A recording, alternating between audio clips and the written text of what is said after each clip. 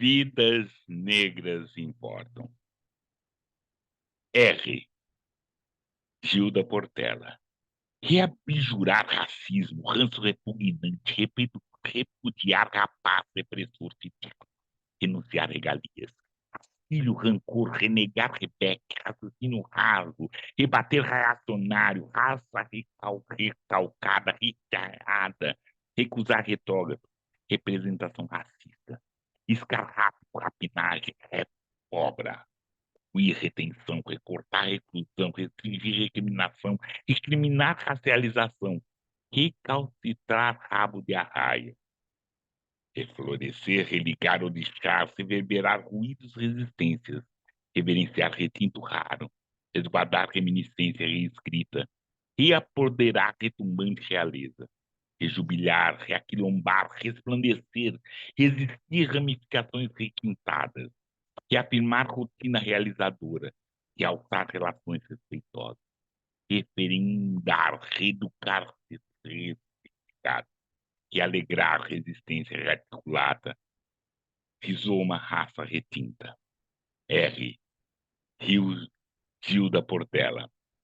Salve, meu nome é Plínio Camilo. Tenho um prazer de apresentar Nota de Escurecimento de Gerações. E nesse programa, né, ofereço essa boa conversa para Lara de Paula, Nisa Souza e Gilda Portela. E aí eu tenho o prazer de conversar, e vamos conversar agora com Sandra Remígio. Salve, Sandra, bem-vinda, muito obrigado pela sua gentileza, Sandra. Olá, boa noite. De nada, é um prazer estar participando. Onde fala de leitura, literatura, eu me sinto muito em casa, muito à vontade. E eu que agradeço a gentileza, querida. E aí eu peço, por gentileza, se apresente para todas e todos que estão assistindo. Olá, meu nome é Sandra Remígio, gosto muito de dar o meu nome, Sandra Remígio. Eu sou professora, sou coordenadora de Relações Étnico-Raciais no município de Queimados. E vou contar um pouco da minha história.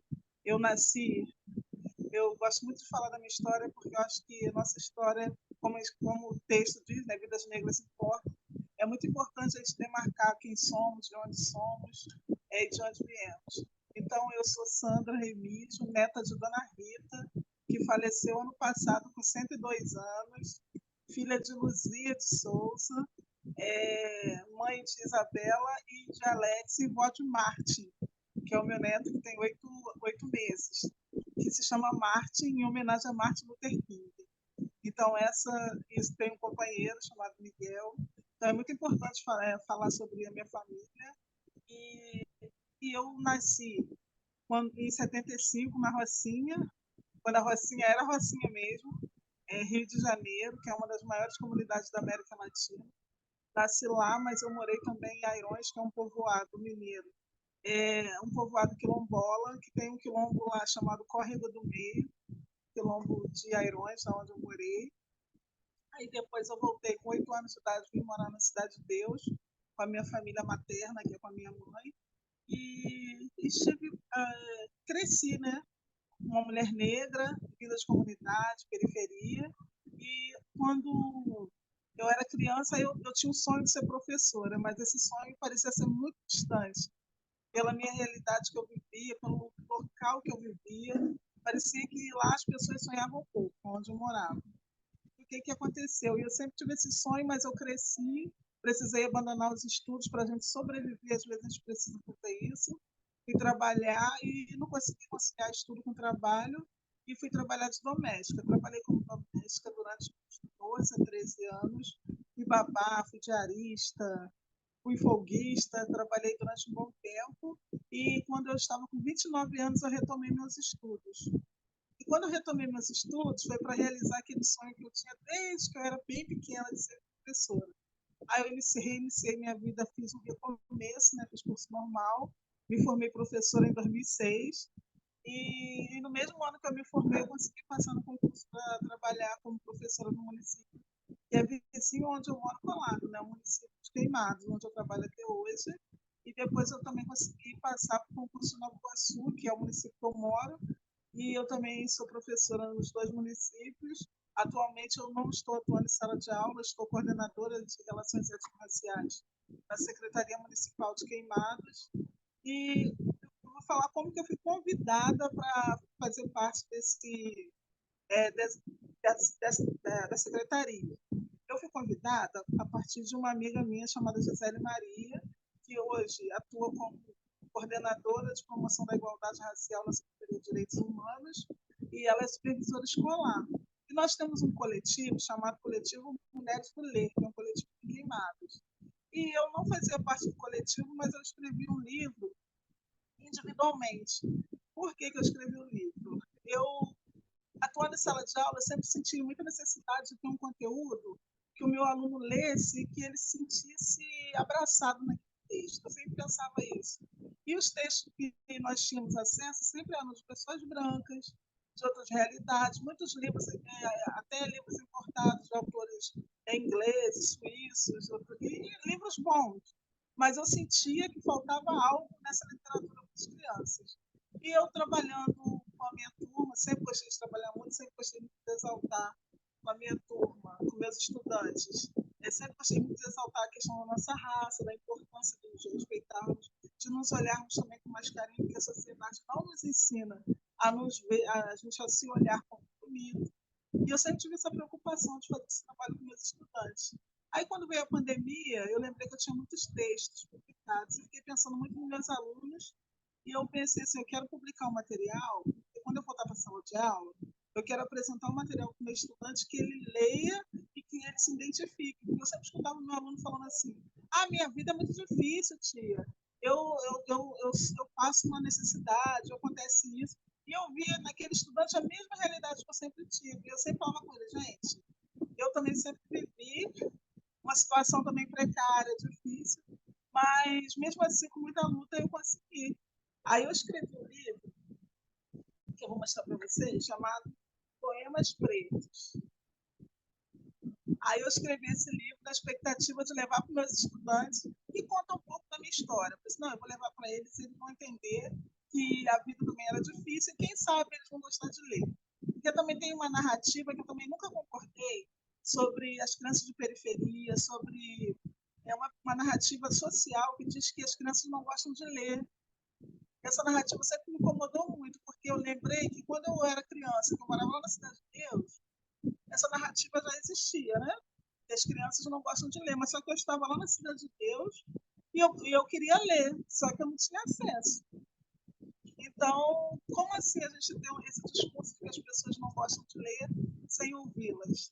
E eu converso muito, eu conversava sempre com meus estudantes, assim, vocês falam que não gostam de ler, mas quem é que vê série? Quem é que vê filme? E todas essas obras, elas começaram escritas. Elas não começaram, surgiram, não brotaram. E quem é que gosta de ouvir uma canção? A canção tem poesia, então vocês gostam de poesia. Como que eu vou dizer que você não gosta de poesia se vocês gostam de canções? E como seria o mundo se não tivesse as canções que vocês gostam, os filmes que vocês assistem, os desenhos que vocês assistem? Então eu sempre tive essa narrativa sobre eles, que eles gostam de ler sim. Só que eles não foram apresentados a uma obra que fizesse, como a juventude fala hoje, que desse um match, que fizesse alguma coisa que casasse com eles. Uma literatura e uma leitura que fosse mais pessoal. Eu gosto muito quando Conceição Evaristo diz que as mulheres, quando leem o texto delas, se sentem em casa. Se sentem em casa. Então, essa expressão dela também mexe muito comigo, porque se as mulheres se sentem em casa nessa literatura, então vamos produzir literatura que as crianças negras, que as crianças da periferia, se sintam em casa também. Vamos pensar que essas pessoas gostam de ler, mas elas precisam se sentir em casa nessa leitura. Então, dessa ideia surge o livro Poemas Pretos, que eu fiz na intenção de produzir um material para trabalhar com a minha turma. Não pensei assim, vou publicar um livro. Não, eu pensei assim, vou publicar um livro, quero materializar esse livro para chegar na sala para ele ver que o escritor não é algo distante da realidade deles. Aí foi isso que eu fiz. Aí era a pandemia, a gente pensava que ia parar pouquinho tempo, aí o tempo foi se alongando, E eu lembro que aí a Gisele Maria, que, como eu falei no começo, ela me convidou a uma pessoa, uma moça chamada Marli, uma moça não, uma moça que era coordenadora do coletivo Mulheres do Bem, me chamou para uma live, para eu poder falar sobre o livro, que ela ficou sabendo que eu escrevi o livro. Aí eu participei da live, aí a Gisele Maria, que é coordenadora de promoção da igualdade racial, ela me convidou para trabalhar com ela na Secretaria Municipal de Educação. Aí eu trabalho com ela, aí trabalhei com ela, e agora ela mudou de secretaria e eu permaneci. Então, o livro, para mim, ele também foi um passaporte para que eu virasse uma chave para eu estar em outros espaços.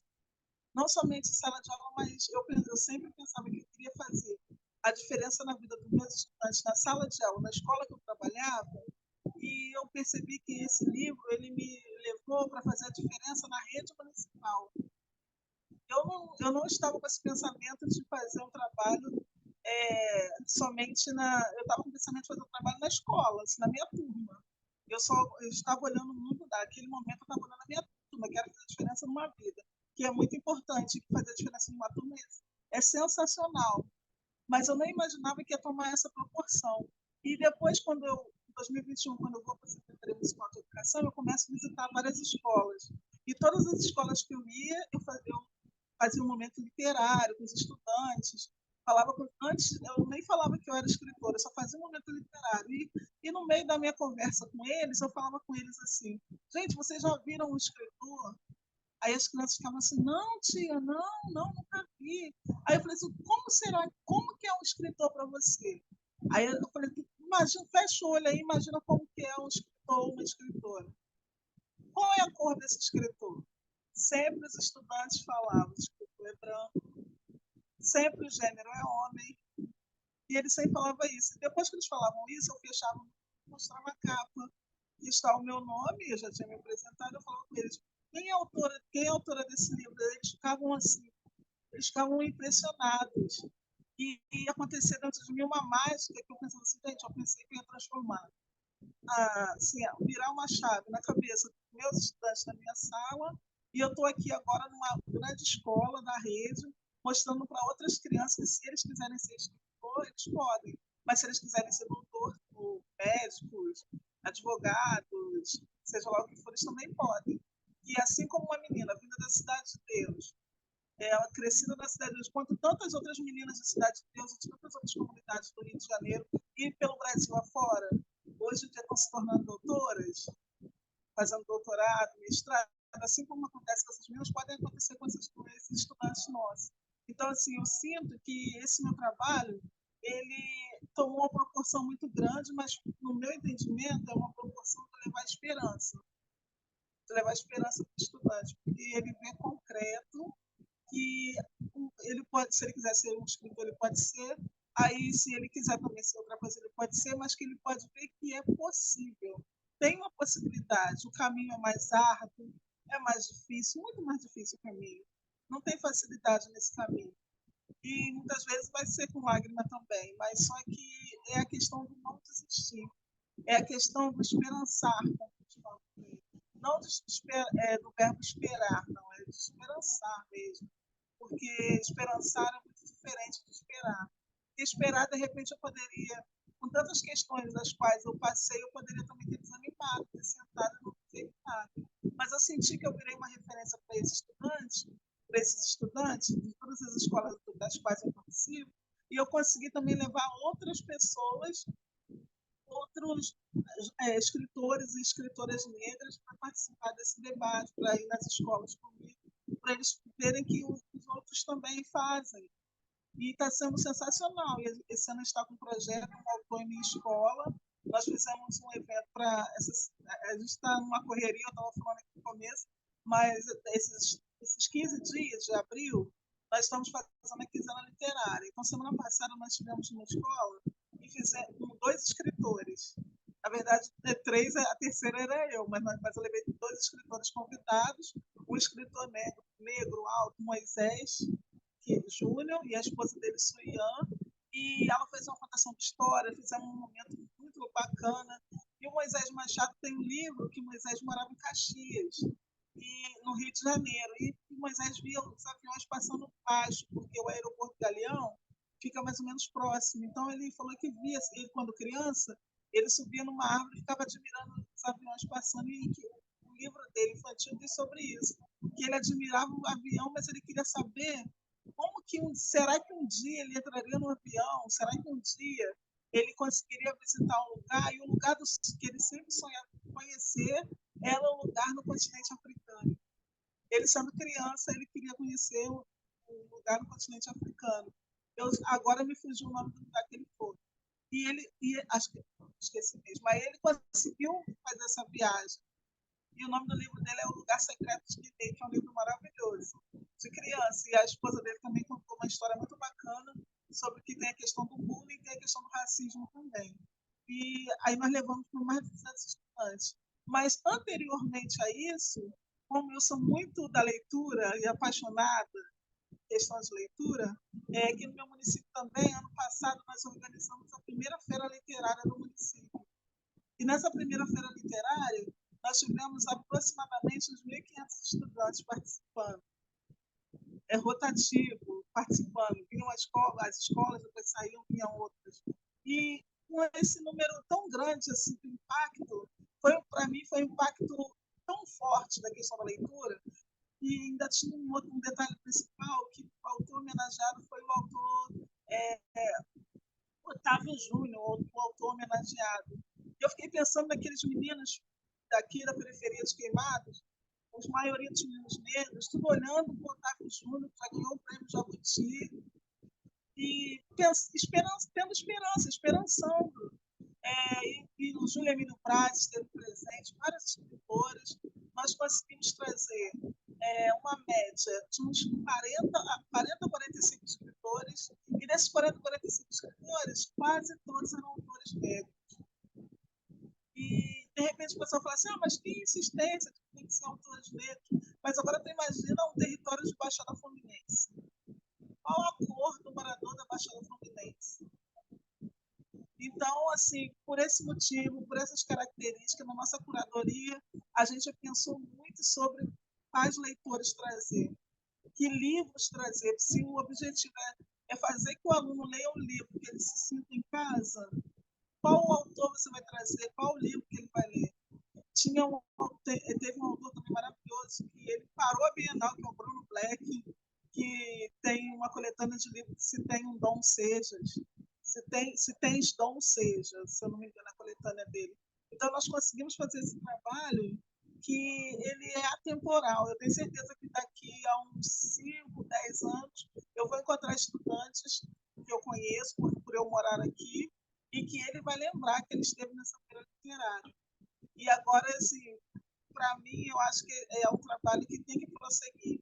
E esse ano a gente já está pensando nessa feira literária também, e tem escritores que participaram, que a gente está querendo trazer como autora homenageada.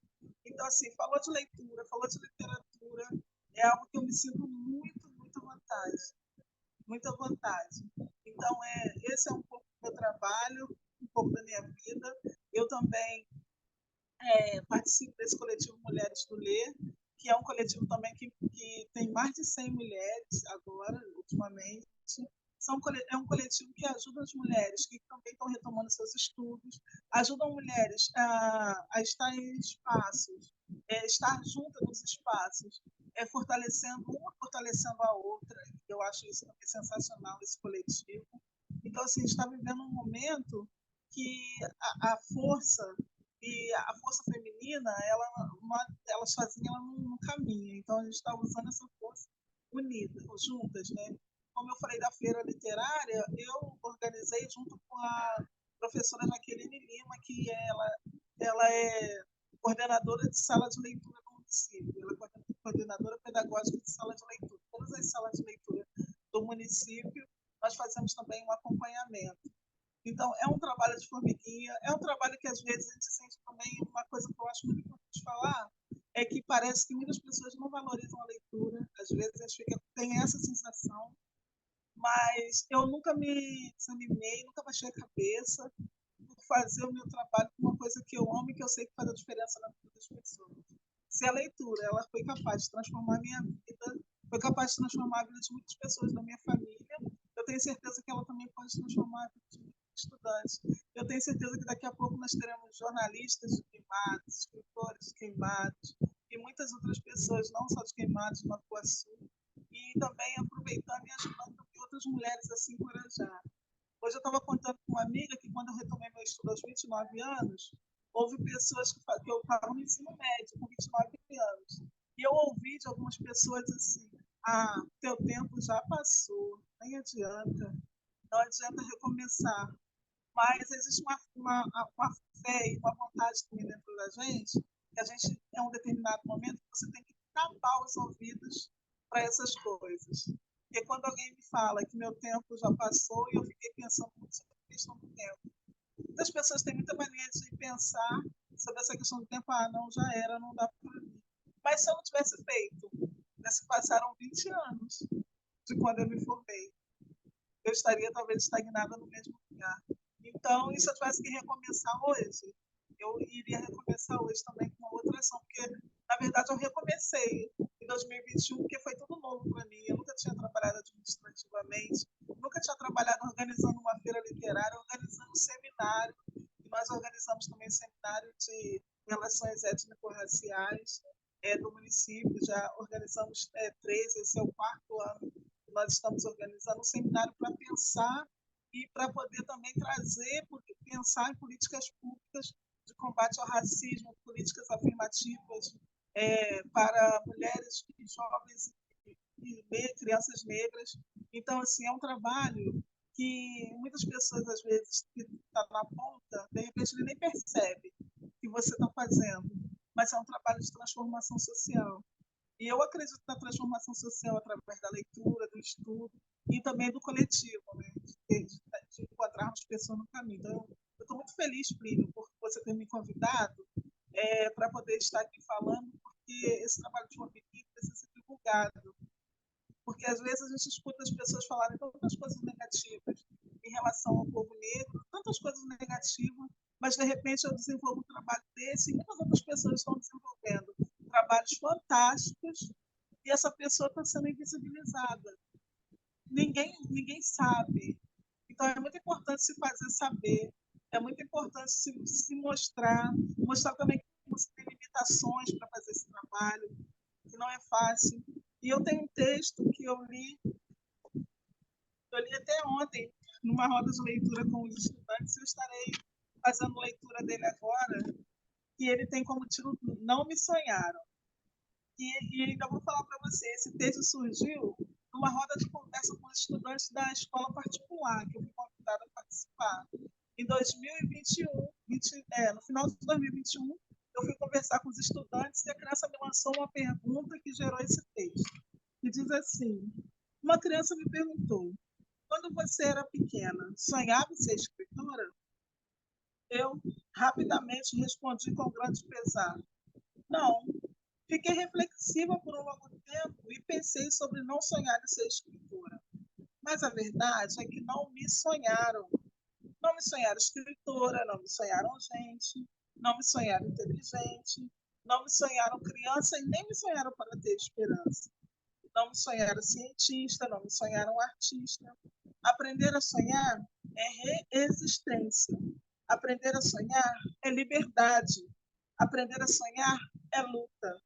Não me sonharam, mas hoje eu levo sonhos aos meus pares, para que sonhem seus lares, para que carreguem em suas bagagens os sonhos que nos roubaram. Não me sonharam Conceição Evaristo e Marcelina, não me sonharam Lélia Gonzalez e Riane Leão, não me sonharam Carolina Maria de Jesus e Luísa Maim, não me sonharam Antonieta de Barros e Maria Firmina, não me sonharam Esperança Garcia e Tereza de Benguela. Não nos sonharam. E é isso. E esse texto ele fala muito sobre uma sociedade que não sonha, né?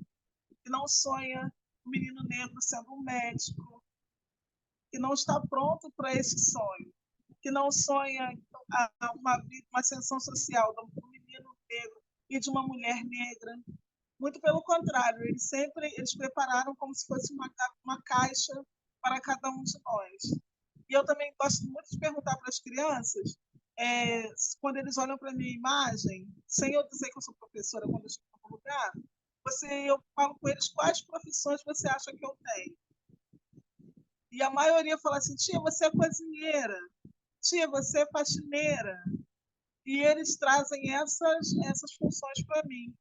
E eu não me sinto ofendida, não, porque eu sou filha de minha avó lavradora, sempre trabalhando no campo.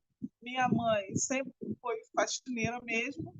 Eu também fui durante um bom tempo. Mas por que que a minha imagem, a criança olha para a minha imagem e diz que eu sou faxineira? O que está no inconsciente dessa criança? Então, é isso que eu trabalho com eles. Aí eu pego também imagens de médicos negros, advogadas, jornalistas, todas as pessoas negras, e mostro também a imagem e pergunto: o que, que você acha que ele faz? Normalmente eles falam para mim assim: hoje, quando eles acham que tem condição, jogador de futebol, cantora. Mas eles nunca acham que fazem parte da intelectualidade. Por que, que essa sociedade é assim? Nós sabemos o motivo, mas sabemos a resposta. Então, eu sempre falo isso com eles: eu não sou cozinheira, cozinheira é uma profissão boa, e eu me orgulharia de ser uma boa cozinheira também, porque eu sei cozinhar, mas só que eu não vivo de cozinhar, eu sou professora. E quantas vezes uma pessoa olha para uma mulher negra como eu e chega no meu trabalho e pergunta onde está a coordenadora? Por que será que as pessoas perguntam onde está a coordenadora?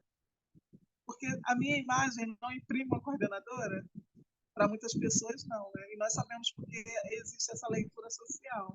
Então, assim, eu desenvolvo meu trabalho porque a gente tem que quebrar esses paradigmas. E para a gente quebrar isso é sempre aos poucos, com muita luta, porque a intelectualidade sempre nos pertenceu, mas as pessoas, elas parecem que não sabem disso. Então, Plínio, assim, eu estou muito feliz de estar aqui.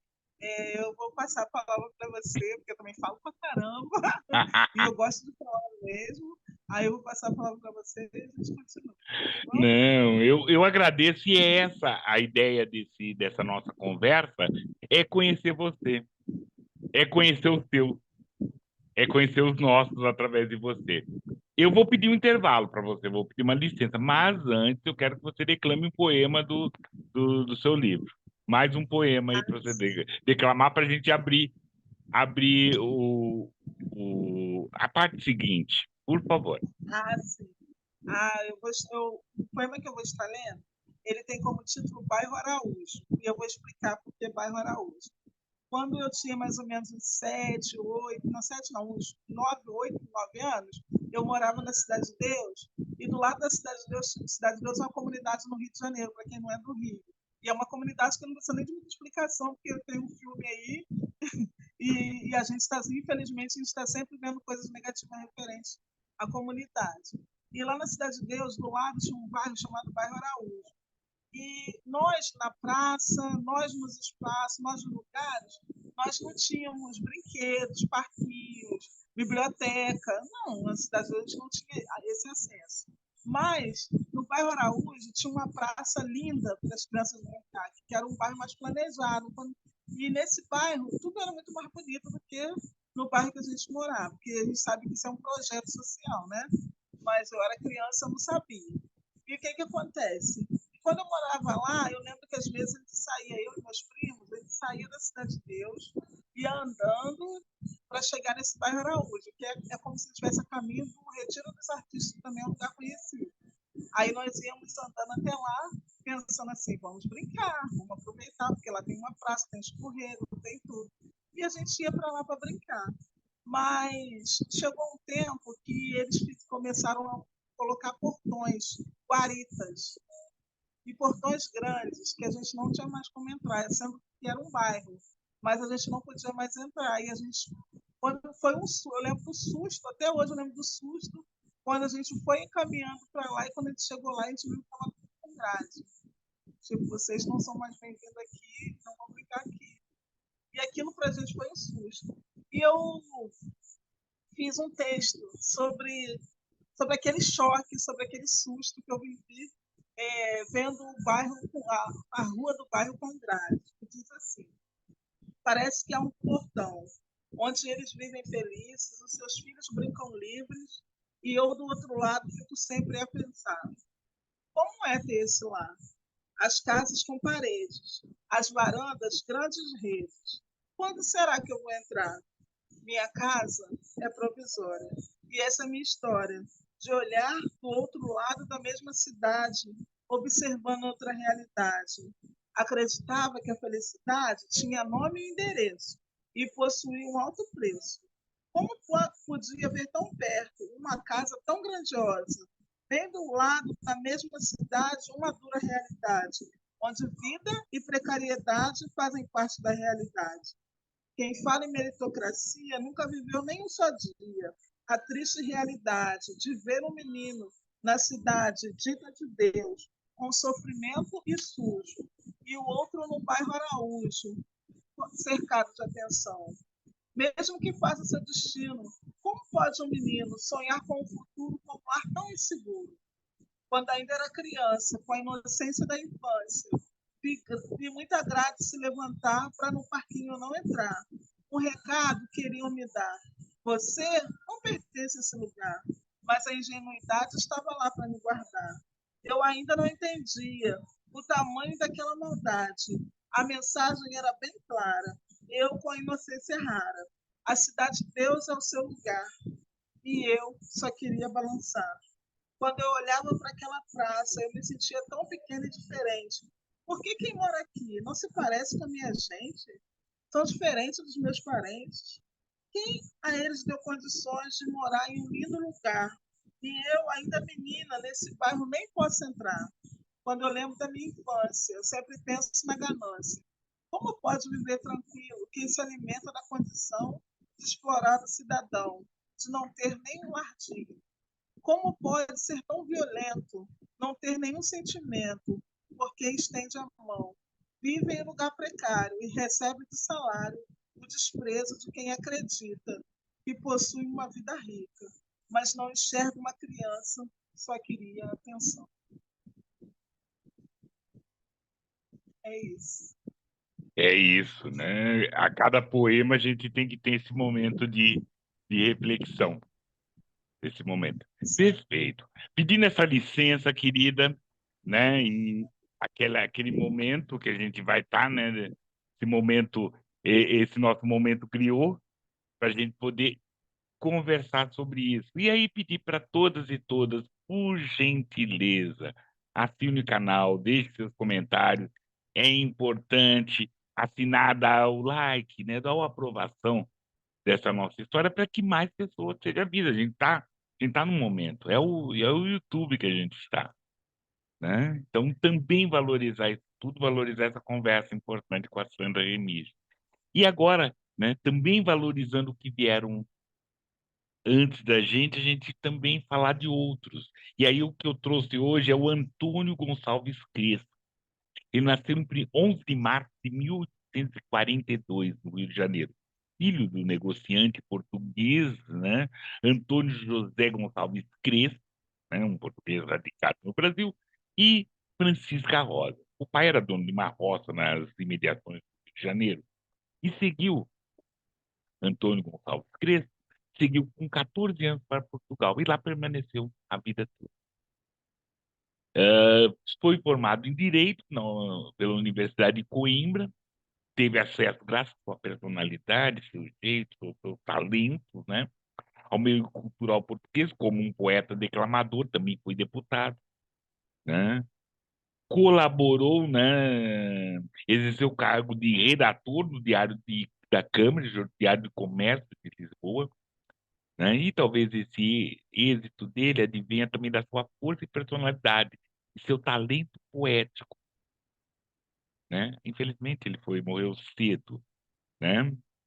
E, né, em 1840 ou 1882, né? Foi. Mas aí o que coloca assim, sua poesia é interessante colocar que a sua poesia ela encontra marcada a presença feminina, especialmente a maternidade, né? Um tema recorrente também é o paraíso perdido, né? As representações disso. Então ele faz todo esse trabalho, essa questão dessa poética, ele tem, né, na literatura brasileira, ele também aparece como representando aquelas escolas clássicas, né, que a gente sabe, que a gente estuda parnasianismo. E ele também, ele tem, né, o biógrafo do Machado de Assis fala que ele, num determinado momento, mandou uma carta, né, teve um contato né, com Machado de Assis para falar de todos esses momentos, de todas as questões dessa literatura. Não sabemos como foi a resposta de Machado de Assis, né?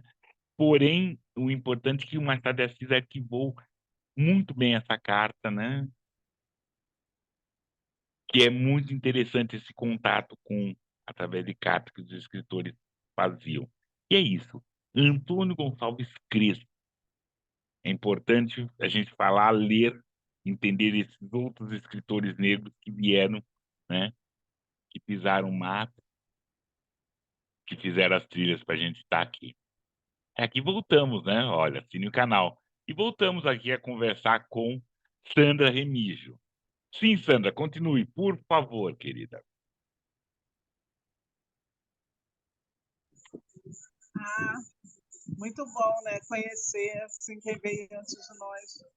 Porque, às vezes, um exemplo que eu queria dar é que quando eu conheci o livro de Carolina Maria de Jesus, eu não conheci na faculdade, não conheci na escola, não, eu fui conhecer anos depois de já ter terminado meus estudos, porque eu sempre fiquei insistindo nessas pesquisas minhas, mas com o tempo corrido, trabalhando, sala de aula, com literatura infantil, eu não conhecia. E eu confesso que quando eu li o livro Carolina Maria de Cara no Quarto Despejo, eu lembro que eu li muito rápido o livro, assim, eu não sou de ler livro muito rápido, eu gosto de ler um pouco devagar, mas eu li rápido com agonia, porque a agonia que me dava era como se eu estivesse lendo a minha própria história. E eu lembro de ler alguns capítulos chorando e pensando, pelo amor de Deus, que ela consiga o chinelo para a filha dela. Meu Deus, ajuda, como se aquilo tivesse. Porque a gente sabe que tem muitas Carolinas.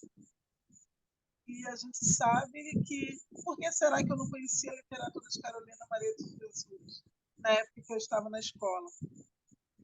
Nós sabemos também a resposta, né? Sim, Eu gosto porque de fazer essas perguntas. não era interessante, né? Falar nunca foi interessante. E desculpa interromper essa conversa, mas é aquilo, né? Desse encaixe que nos faz, né? Lógico, podemos ter tudo, mas esse encaixe que nos faz de ser esses trabalhos outros tão dignos, mas que não imaginam que a gente pode ser qualquer coisa. E o pior, muitas vezes, que o trabalho não é só eles não imaginarem que a gente não possa. Nós, muitas vezes, não imaginamos. E isso que é pior, ele falar, não, aquele não é meu lugar. Não, todo lugar é o seu. Isso Todo aí, lugar é o isso seu. aí. Né? Então isso. E o livro de Carolina, ele tem esse pensar. Ele não é só uma historinha. Ele não é só uma biografia de alguém que viveu há 60 anos atrás. Ele é uma história que é revivida de 60 antes, 60 depois do que aconteceu lá. Era como se tivesse uma sujeira na sociedade, né? E é isso mais ou menos. E quisesse colocar embaixo do tapete, né? Bota a Carolina, bota ela pro Canindé, que ela fica lá no Canindé, e lá, como ela diz lindamente, o quarto de despejo, e a sala de visita continuava fazendo as suas próprias maldades. E eu fico pensando também sobre. Tem muitas cenas no livro que me deixam muito agoniada e me comove muito. Mas uma das cenas assim que eu poderia dizer que uma das mais chocantes foi o dia que ela e umas mulheres estavam pedindo, né? E uma pessoa deu um embrulho na mão de uma das mulheres. E ela pensou, se eu tivesse chegado antes, eu tinha conseguido pegar aquele embrulho. E ela pensou que poderia ser, com certeza, alimento, naquele embrulho de papel, como se vendia as coisas naquela época. E depois ela descobriu que era um rato morto. Alguém, alguém teve uma autorização social, como tem hoje, de entregar, preparar um embrulho de um É, rato morto. não é uma coisa de pega ali, tem uma coisa. Ela embrulhou. ela pensou, ela procurou papel, ela ah, ardilou toda essa maldade, né? Essa maldade e essa Sim, autorização social é ótima. Teve autorização social de falar, como muitas e muitos têm. sim, eu digo que é uma autorização social porque eu não sou muito Big Brother, essas coisas, reality, na verdade. Mas eu assisti esse último reality porque eu assisti com a minha filha e eu fiquei vendo muitas pessoas com autorizações sociais para falar que um menino preto que disse que queria ser médico, que ele ficaria muito bem sendo segurança.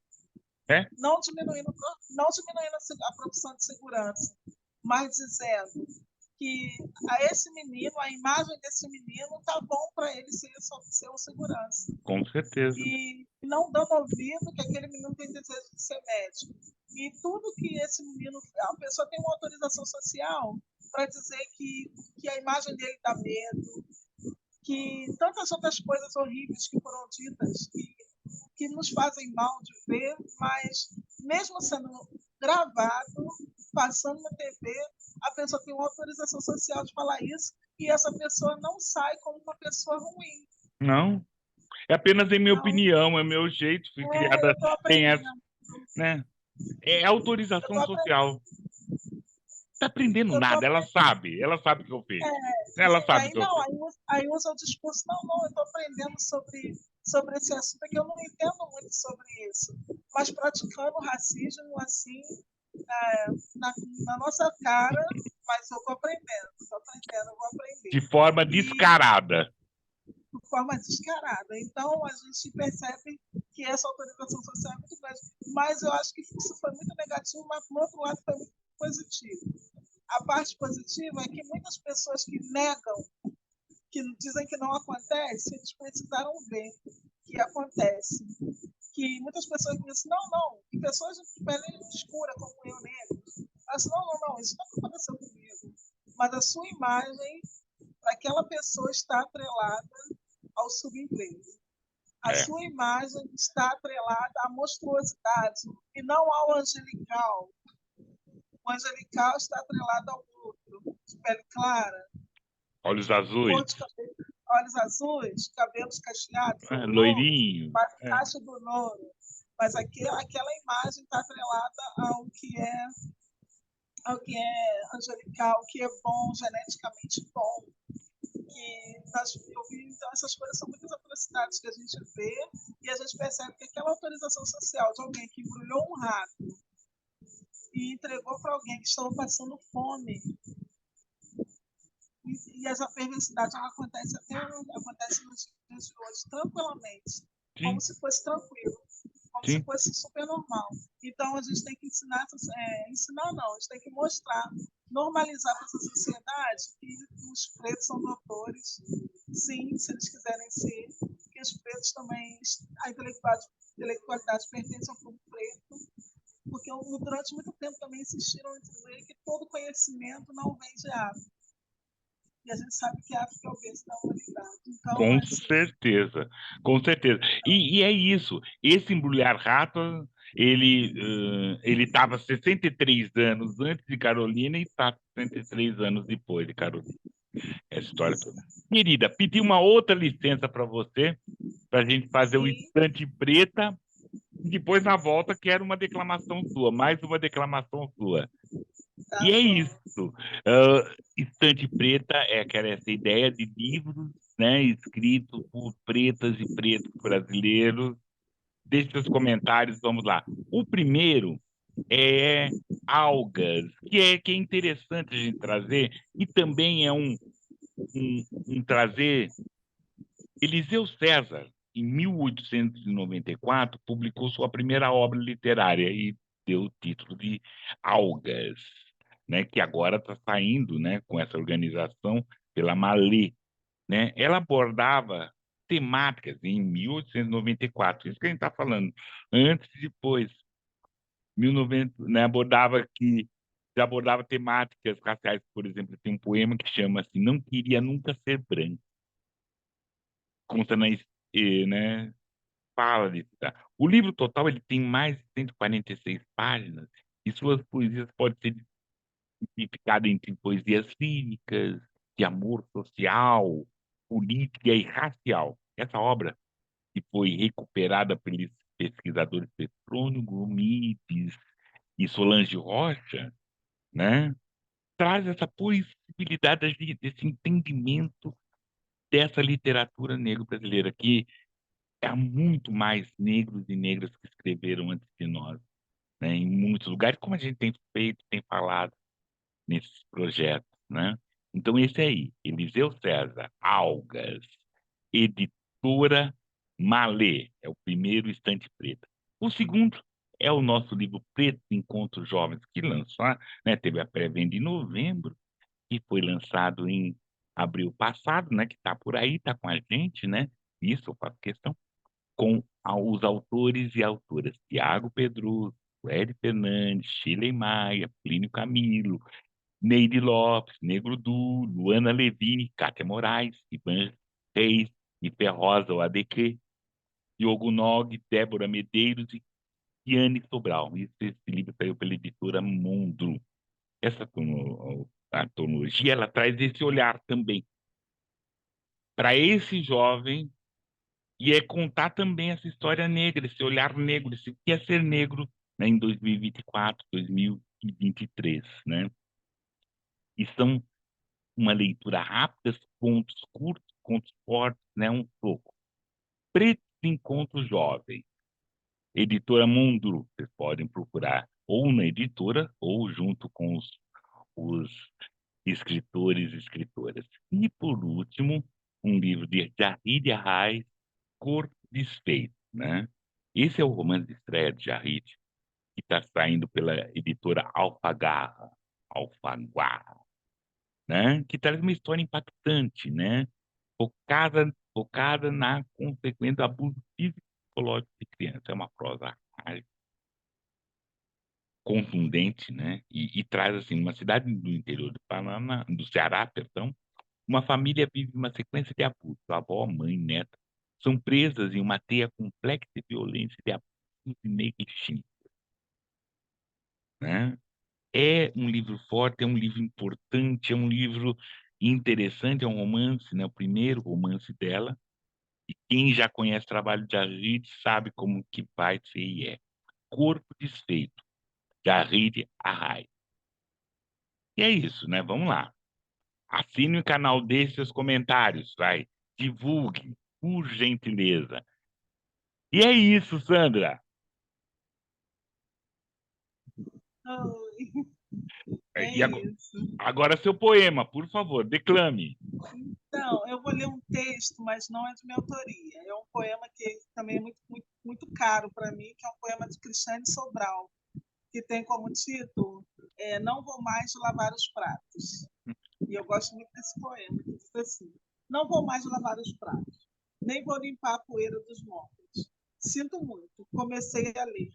Abri outro dia um livro e uma semana depois decidi: não levo mais o lixo para lixeiro, nem arrumo a bagunça das folhas que caem no quintal.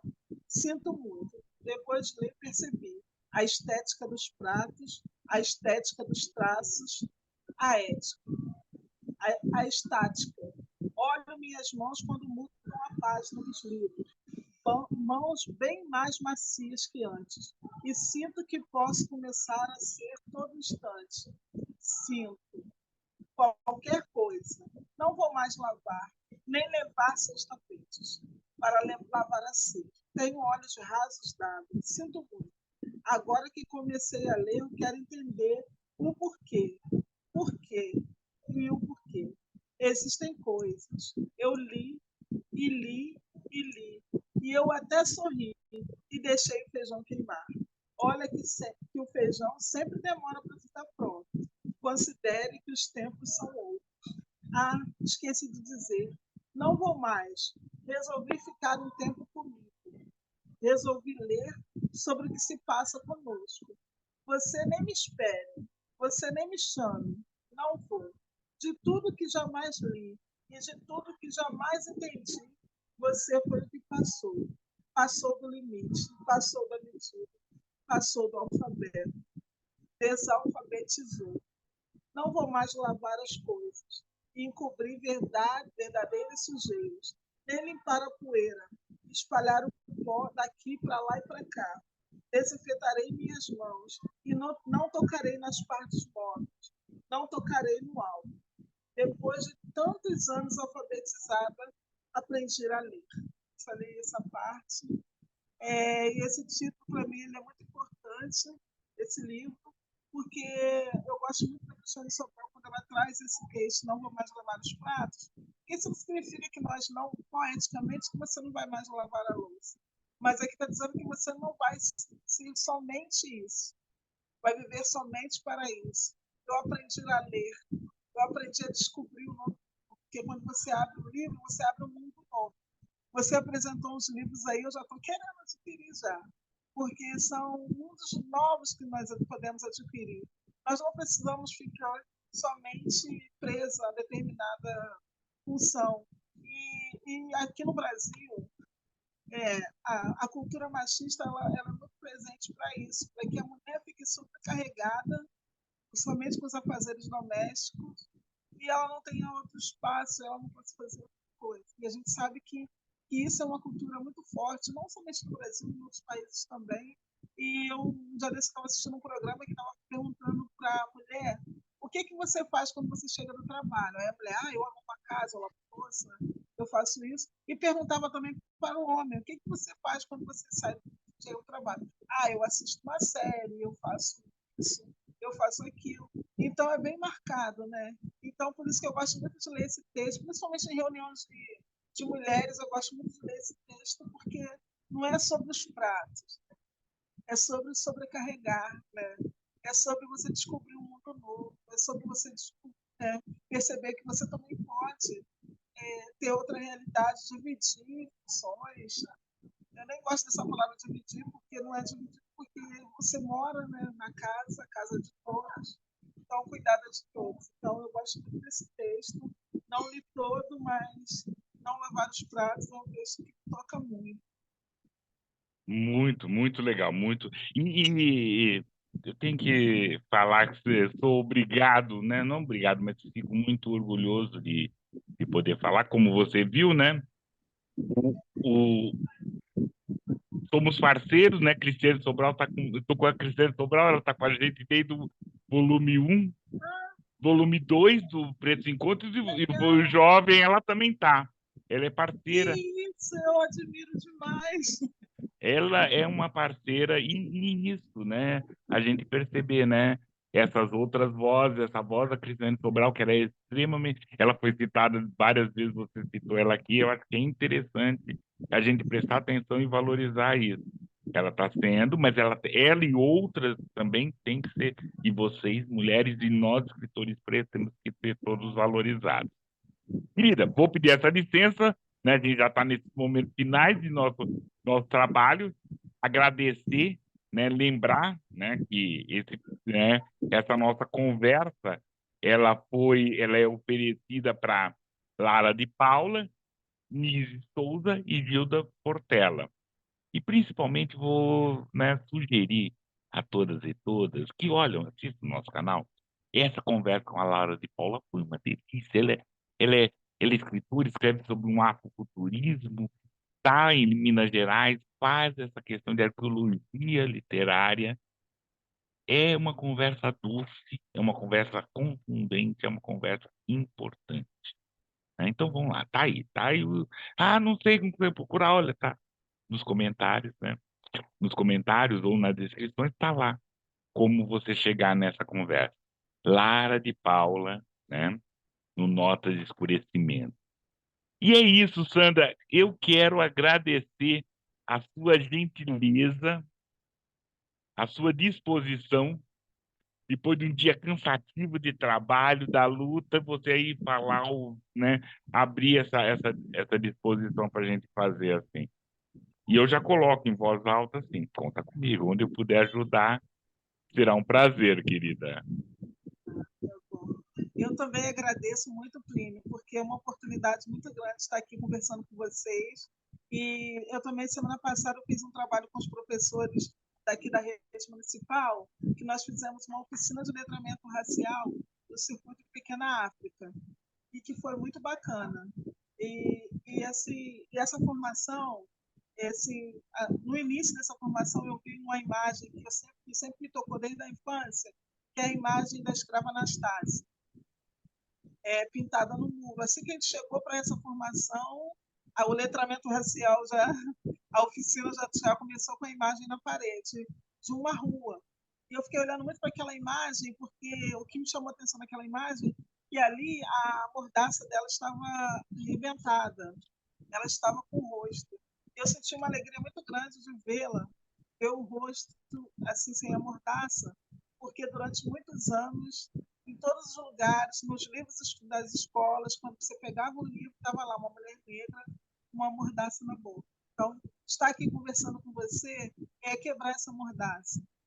Estar aqui falando, eu do meu lugar, de mulher de origem de comunidade, trabalhando na periferia, moradora de periferias também, estar aqui conversando, porque são vozes que muitas vezes as pessoas não escutam. Eu lembro que quando eu escrevi meu livro, a primeira vez, eu lembro que eu mandar uns textos para minha professora de português, que tinha sido minha professora há muitos anos atrás e que tinha uma sensibilidade tremenda. E quando eu falei com ela, ela falou comigo: você não pode deixar esses textos guardados na gaveta, porque quando você publicar, você não está falando por você está falando por milhares. Então, assim, ter a minha voz, estar aqui falando, cansado mesmo, um dia muito cansativo. Trabalhei mais de 12 horas hoje, com certeza, seguidas. Que nós também estamos com um concurso de produção textual e desenho no município. E toda a rede que eu estou organizando, toda a rede municipal, imagina. Tem uma rede pequena de 14 mil estudantes, mas nós temos muitos textos recebendo dos estudantes que estão fazendo esse concurso de redação. E o tema do concurso de redação é sobre questão racial, sobre combate ao racismo, sobre a luta antirracista. E eu estive peneirando esses textos junto com peneirando não, estive junto com a equipe de jurados, distribuindo para quem vai ver os textos, mas além disso eu estava me emocionando com a escrita dos estudantes. A sociedade não tolera mais, a sociedade está cansada, e as crianças bem pequenas se expressando muito bem da maneira da sociedade que eles não querem. Então, eu estou aqui falando, a minha geração se acostumou com essa mulher com a mordaça, mas essa geração não, essa geração está falando que está quente. Que bom que está vindo quente. Com certeza, estamos tirando as mordaças. Estamos tirando as nossas mordaças, estamos ajudando os outros a tirarem as delas, e estamos, assim, principalmente deixando mais ninguém com mordaça. Isso é coisa. Sandra, muito obrigado, querida. Agradeço demais sua gentileza, agradeço mesmo. Agradeço a todas e todas aí que tiveram a paciência de coisa. E é isso, assine o canal, leiam Escritores Negros, leiam, Sandra. Ah, Sandra, isso que eu lembrei. Como que a gente faz para adquirir seu livro? Então, meu livro, eu vou deixar o meu contato. Depois eu te passo, deixo na descrição do vídeo, porque mudou de editora. Então, eu não tenho agora, no momento, eu não tenho exemplares Então eu fico, então, ó. Então é isso. Vocês estão Mas tem vendo aqui, né? Baobá de Concreto. Mas tem outro livro, cadê? Deixa eu pegar aqui. Tem Baobá de Ó, Concreto. de concreto, que a gente já falou, né? Em abril, que a gente teve aquele. Tem livros do coletivo Mulheres com Leite, são vários livros também. Então, Esses aí tem. beleza. Me passa isso, tudo que aí Tá. a gente vai Eu divulgar. participo, eu participo mais ou menos de umas 15 antologias. Lógico, é isso. É essa história, assim. O nosso trabalho é em conjunto, né? Isso aí. O nosso trabalho é em conjunto. Obrigado, querida. Agradeço. Tá. Então, um Tchau. abraço. Tchau. Um abraço a todos.